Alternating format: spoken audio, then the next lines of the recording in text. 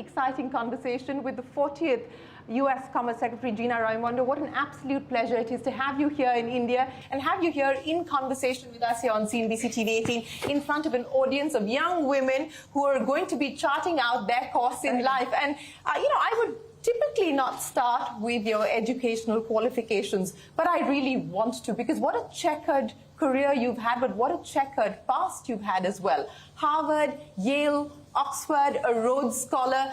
How do you feel, Gina Raimondo, being back in a classroom today here in India speaking to these young girls? Yeah. Well, to be very truthful, when I first walked in, I felt a little old because that makes the two of us. Seeing these young women, I was thinking, oh my goodness, college, you all look so young, and that makes me optimistic for our future. First of all, how exciting to be here the day after International Women's Day and Women's History Month. Yesterday, I had the opportunity to participate in the Holy celebration. Did you have fun? So fun. I had 3 shampoos, though, to get through the rest of my day. But yeah, look, it's really exciting and special for me to be here, I think, and to hear what a special college this is. And I would just say that so many of us have paved the way for you, and would just tell you that you have all the talent and skill and education to go forward in whatever path you choose, government, journalism, business, but do something. Yeah, do something, not for yourselves, but because what you have to contribute to the world needs to be contributed. And I think that is the perfect message to send out here this morning, not just to the young women who are in this room, but to the many who are watching this program as well. But Secretary, I want to talk to you about the India-US relationship, since you are here leading a large US delegation. You've just met with venture capitalists and young Indian entrepreneurs. There's a thriving startup ecosystem here. A few weeks ago when that historic Air India-Boeing deal was inked, you said that this is a thriving relationship. I want to understand from you, as you sit here in India, what do you believe the future looks like as far as this relationship is concerned? What are you most confident of? What are you most optimistic about? Yeah, well, I should say we are very optimistic overall. So that deal that you referenced was for hundreds of airplanes from Boeing, which we think and believe will lead to many more, which will create many jobs here in India and many jobs back at home in the United States. And that's just, of course, one deal. But I've just come from meeting with several entrepreneurs, women, by the way, several women who run unicorns, billion-dollar business, privately held businesses here. I think there's so much, India is already a large trading partner with the United States. We share democracy. We share common values. And I am here. I brought 10 leading U.S. CEOs with me. They're, as you say, a large delegation. I think that as you said, we're hoping to enter a new era of even increased trade.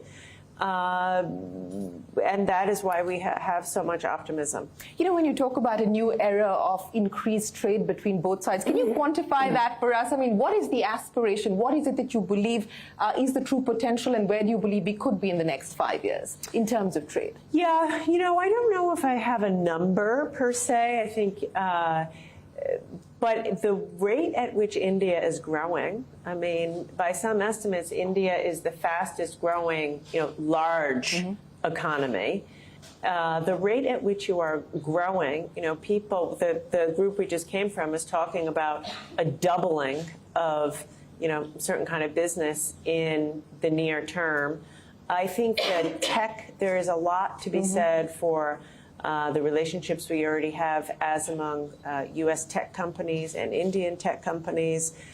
So I think that, and the supply, I think we're going to talk about supply chains in a little bit. I mean, I think there's just huge opportunities in what India has, not only, a billion-plus people, a large English-speaking population, a well-trained population, a stable business environment, a strong rule of law, a vibrant democracy, a long history of doing business with the United States. All of that is so important for us to build on. You know, you preempted my question on supply chain resilience, and let me address that issue because the US-India commercial dialogue has restarted after a gap of 3 years, and I'm given to understand that supply chain resilience is going to be a key focus area of the dialogue between both sides. What should that lead to? What are the outcomes that you're hopeful of from the dialogue restarting? Yes. So we are restarting it. We'll be having a meeting tomorrow. I'll be here with my counterpart, Minister Piyush Goyal, and we'll be restarting that, again, with the feeling of optimism. Look, I think that COVID really opened the world's eyes to how vulnerable our supply chains were. And supply chains are often too concentrated in a particular geography. And so that leaves you vulnerable to not just COVID, but any kind of a natural disaster, geopolitical tensions, et cetera. And so U.S. companies, many of which I have with me on this visit, are interested to diversify their supply chains. You know, I'll give you a statistic. Last year in the United States, Ford Motor Company, the employees of Ford Motor Company making cars in the U.S. state of Michigan only worked a full week 3 times in the year. Wow. The reason was because they couldn't access enough semiconductors. And nowadays in cars, you know, an electric vehicle, there's over 1,000 semiconductors. They couldn't get the semiconductors even for the windshield wipers. So they couldn't assemble the car.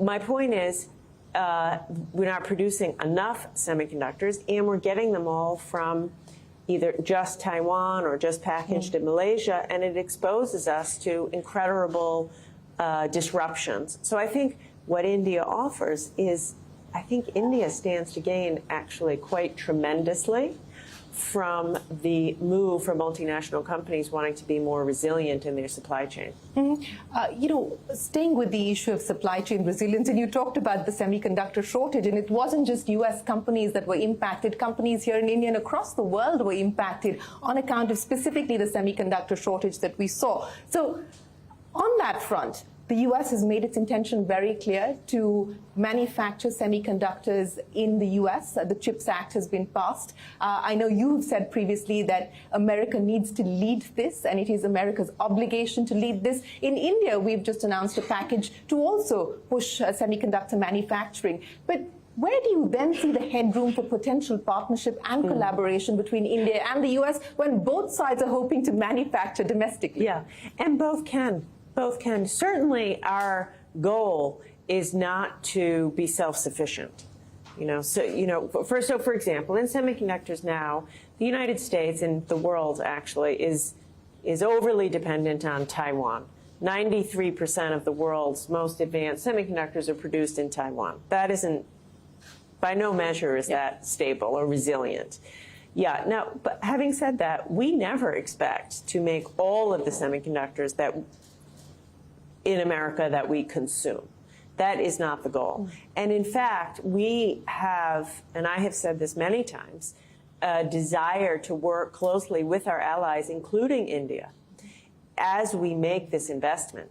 You know, one of the dangers of any kind of industrial policy like this is you don't coordinate with your allies, you compete with your allies, and so there's a race, you know, a subsidy race, and or there's a glut. You know, if Europe is considering a similar subsidy, if we all put our subsidy into the same area, you have a glut of one kind of chip and not enough of another. So the challenge here, which is it's complicated, this is a very complex situation, is, but I think women can think in like 3D, is to work with our allies to create a deep ecosystem in the United States. But also, I think there's jobs to be created in India, you know, and I think also our national security interests in many ways are aligned. And so I think it makes sense that we would work together. And if I can just follow that up with, where is the engagement on this front with the Indian government as far as semiconductors specifically are concerned? Because as you said, it serves our interest from a security standpoint, but at the end of the day, you also don't want to end up in a situation of overcapacity, and that's something that the World Bank, etc., have cautioned countries about. So how do you balance? And it is going to be a fine balance, as you point out. It will be difficult. So I don't want to break any news today that I'm not supposed to. I was hoping. But, I'm working very closely with my counterpart, and tomorrow we'll have the official meetings of the CEO Forum and the Commercial Dialogue, and we've been talking a great deal about semiconductors. And so we will have a formal discussion as between the U.S. government and the government of India around semiconductors. How do we purposefully strategize and plan? For example, India is home to a massive amount of semiconductor design talent. The United States leads the world in semiconductor design. We have a synergy there. Having said that, it's a semiconductor supply chain is incredibly complex, from rare earths, critical minerals, chemicals, silicon, actual manufacturing. So although I am not naive to the complexity, I am optimistic that working with our allies and having this dialogue will accrue to the benefit of both of our countries. Well, you have given us a headline that there is going to be a purposeful dialogue between India and the U.S. specifically on the issue of semiconductors. Let me extend this thesis on friendshoring forward, because both you as well as Secretary Yellen have talked about that. And what do you see friendshoring extending itself to in the context of the India-U.S. partnership? Well, once again, I think U.S. companies, many of whom I have with me, are all going through an analysis of their supply chains to figure out where there's risk. And some companies will find that they are very, very, very heavily dependent on China, for example. And there's a desire for them to diversify. And so I think that India will prove to be an excellent place, for these companies to think about investing. Since you spoke about China specifically, there's a question that's come in from one of our faculty members here at Jesus and Mary College, which focuses on exactly that issue. Dr. Jasmine says, what is the potential for India-U.S. trade given the U.S.'s heavy dependence on China for manufactured goods? If you can shed some light on what this could mean as far as India moving up the global value chain and partnering with the U.S. Yeah. Well, look, I think it's true. Look, China still produces about 30% of global manufacturing production. India's at about 3%. The United States is 15+%. Those numbers speak for themselves. I think there's tremendous headroom for India on growing. And as I said before, you have a large workforce, well-educated, increasingly well-educated. Prime Minister Modi's investments in infrastructure, digitization, digital payments, all provide greater confidence by companies to want to do business here. It's why we come with so much optimism. And again, you cannot overestimate the value of a democracy, a strong, vibrant democracy, rule of law, court system, etc. And so I think that all of that positions India so well as a place for businesses to want to do business. Speaking of India being the place to want to do business, and I'll ask you this in the context of the IPAF, the Indo-Pacific Economic Framework, which you've been championing and leading from the front. You've also previously said that this has been the most successful dialogues that you've had the chance to sort of steer and take forward. What makes it so special? Yeah. So the Indo-Pacific Economic Framework, when President Biden came into office, he said to us on his team, the United States needs to have a proactive economic strategy in the Indo-Pacific. And I'll be very candid, for the 4 or 5 years prior to that, the United States was absent in the Indo-Pacific. You know, I said that yesterday. I had a series of meetings and dinners last night. You know, we haven't shown up. Our private sector, our governments, so we need to do that. And the Indo-Pacific Economic Framework is just that. It is a coalition of 13 countries, and we're so grateful to have India participating, and all the ASEAN countries agreeing to government agreements around supply chains. Yes. There's a supply chain pillar, decarbonization and infrastructure, tax and anti-corruption, and digital trade. And we are moving forward at a speed that is kind of unprecedented. I mean, I was with the president. He announced it last year in Japan, in Tokyo. Within months, we were all together. We signed off to the negotiating statements. In fact, your minister, Minister Goyal, said he was like shocked with the speed with which we were moving. I think I'm hopeful by the end of this year. We don't have any wood here, There's though. no something here. I'm hopeful by the end of this year. We could have all of the agreements as between the governments signed up.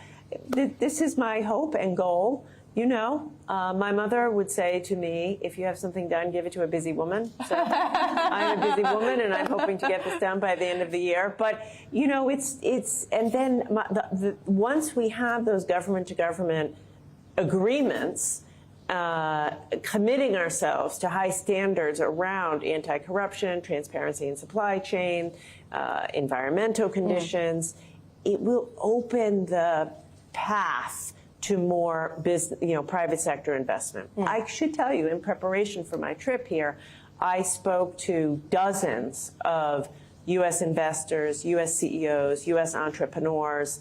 There is a desire to do more business here. And so when you have, for example, agreements as between governments around transparency in the supply chain or tax transparency, it just will ease the path for more investment. You know, speaking of the path for more investment and easing the path for more investment, as you said, that U.S. businesses that you've spoken to are keen to invest more in India, either fresh investments or incremental investments. Are there any constraints at this point in time that they would like addressed? There's always constraints. You know, there's always constraints, and I think it's on both ends, to be fair. One of the issues that you do hear from U.S. businesses, and we talked about semiconductors, India still has quite high tariffs on certain components that go into semiconductors or other electronics. And so, you know, if you have a high tariff on an input, it just makes it harder to manufacture here. We hear from investors that it would be easier. Sometimes foreign direct investment is a little bit too difficult. You know, differences as between states in India, differences as between regulation at the state level and the federal level.